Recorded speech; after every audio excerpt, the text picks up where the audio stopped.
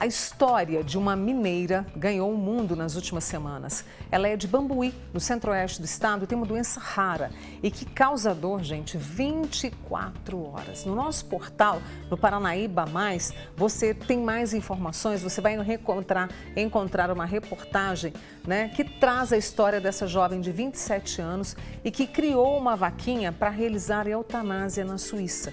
A reportagem da Ana Carolina Costa, e a gente tem por esse QR Code que está aparecendo agora, eu percebi ali o QR Code, você pode acessar esta reportagem no nosso Paranaíba Mais. E eu quero que vocês confiram um trecho da entrevista à nossa repórter Ana Carolina Costa. Comecei a ter a dor da neuralgia com 16 anos. Eu estava grávida de 4 meses da minha filha e eu tinha acabado de sair de um período de dengue. E eu achei no início, foi uma dor, assim, a primeira crise foi uma dor insuportável, eu só conseguia gritar. Meu pai estava do meu lado, ficou super assustado, não sabia o que fazer. E eu não conseguia explicar o que eu estava sentindo, eu não conseguia explicar qual era a dor, né? Porque eu nunca tinha sentido tamanha dor na vida. E continuei sentindo essas crises, no início eram bem mais espaçadas, não tão frequentes como hoje. E cada vez eu fui piorando e querendo buscar saber o porquê daquilo.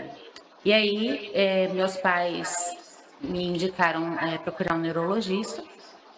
Fui atrás do neurologista, passei por vários, a maioria deles falava que não poderia ser neuralgia do trigêmeo, porque eu era muito nova e dizem que é dor de doença, né, de pessoas mais velhas.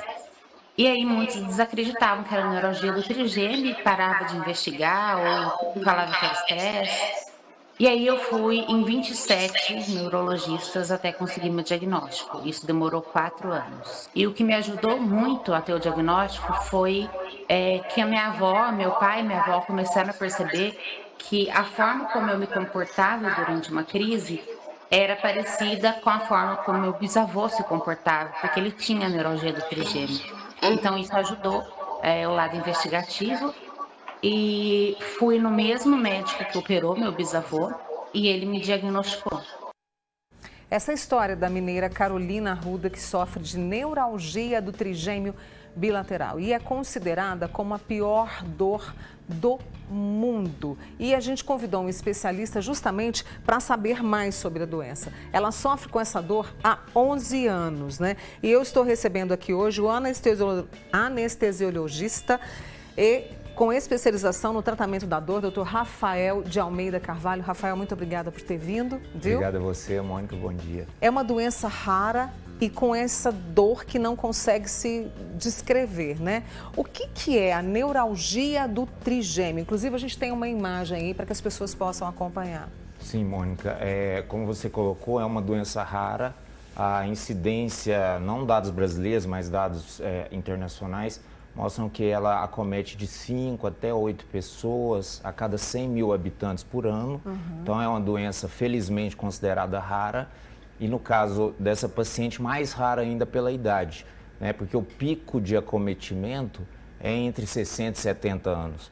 Então, quando chega uma paciente tão jovem, com queixas semelhantes, tem uma dificuldade diagnóstica justamente que ela colocou, que foi a vários especialistas, E justamente porque já é uma doença rara e na idade dela mais rara ainda.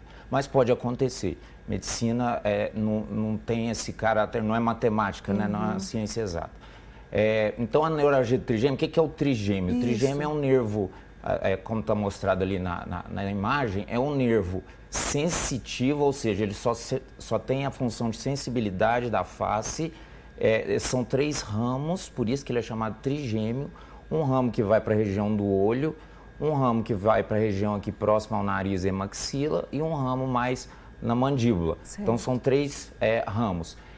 Esse nervo, ocasionalmente, ele pode ser acometido por uma compressão, um vasinho que passa perto dele, bate 24 horas por dia em cima desse nervo em quem tem o problema, que é uma causa que a gente pode identificar e é a maioria dos casos.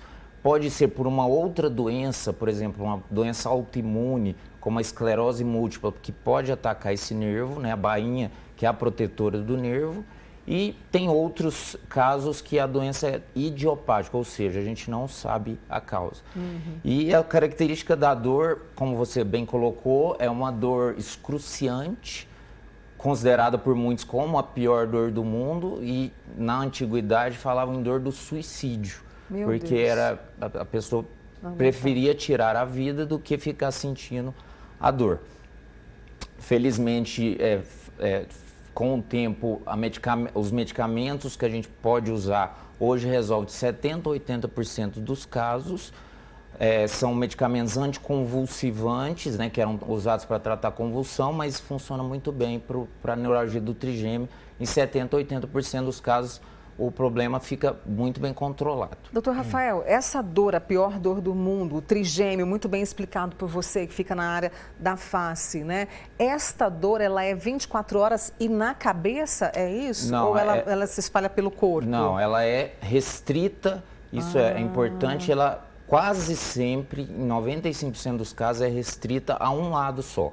Ou ao lado esquerdo ou ao lado direito. Raramente é dos dois lados. Então isso já ajuda a gente no diagnóstico. Então quando a dor é dos dois lados, é muito difícil que seja o trigêmeo.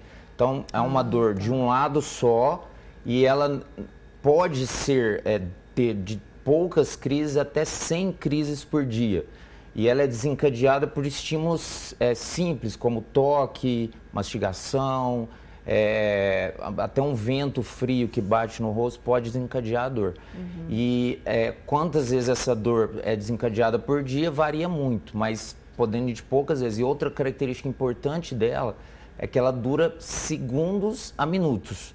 É um choque elétrico muito intenso, mas que dura muito pouco tempo, né? Aí ela melhora e aí pode acontecer de ter outros episódios durante o dia. Tem pacientes que às vezes ficam dias ou até meses sem ter a dor. E naquele momento que ele não tem a dor, fica praticamente normal ali a região.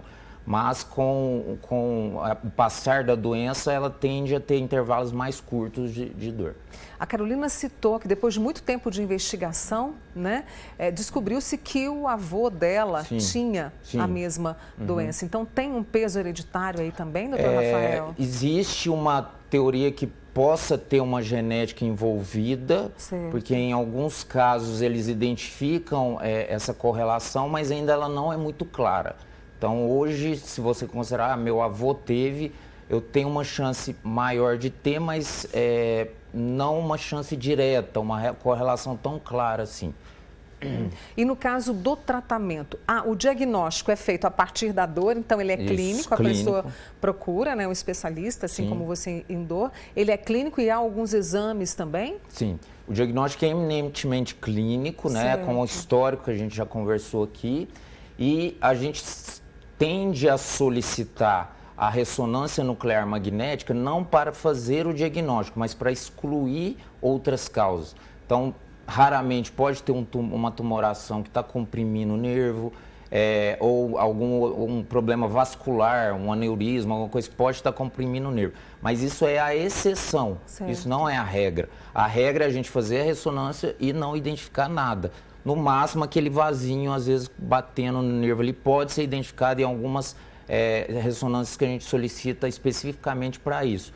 Mas, de qualquer forma, a ressonância é de boa prática médica a gente solicitar para afastar outras causas. Porque, por exemplo, se for uma tumoração, vai fazer uma cirurgia, né? E em relação ao tratamento, hoje a gente já tem o tratamento medicamentoso, ele é bem resolutivo, mas tem o problema dessas medicações causar muito efeito colateral. Então, sonolência, tontura, algumas alterações de fígado. Então, tem pacientes que não toleram o tratamento medicamentoso. Então, aí a gente pode lançar a mão dos procedimentos minimamente invasivos, que hoje a gente tem, a gente considera procedimentos ablativos, que é feito com sedação no ambiente ambulatorial, o paciente recebe alta no mesmo dia.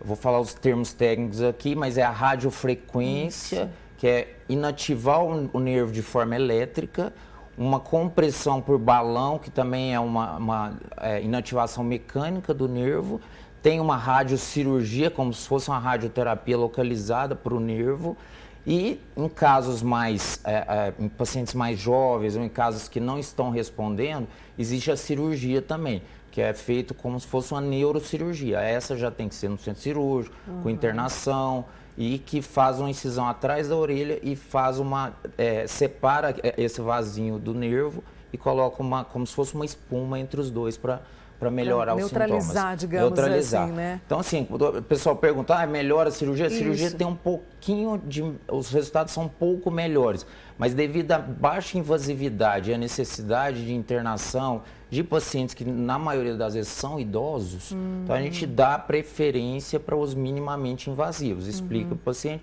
E é uma preocupação que ele sempre tem, que é se vai ficar com uma paralisia quando faz esse procedimento, que a gente queima o nervo. Mas, na verdade, como é um nervo sensitivo, a gente não tem paralisia. Então, o rosto vai ficar com a musculatura normal. O que acontece é de, às vezes, ficar uma anestesia, como se fosse de dentista, mas com o tempo ela vai cedendo. Esse é o Dr. Rafael de Almeida Carvalho, ele que é anestesiologista com especialização no tratamento da dor, contando pra gente mais sobre a neuralgia do trigêmeo, explicando, contando a incidência, o tratamento, e por isso eu te agradeço imensamente, Rafael. Muito obrigado. Volte mais vezes aqui ao Manhã Total, tá? Um abraço Bom na dia a família, todos. viu? Obrigado. Pode ficar tranquila aí, pra gente fechar o programa juntos, tá bom?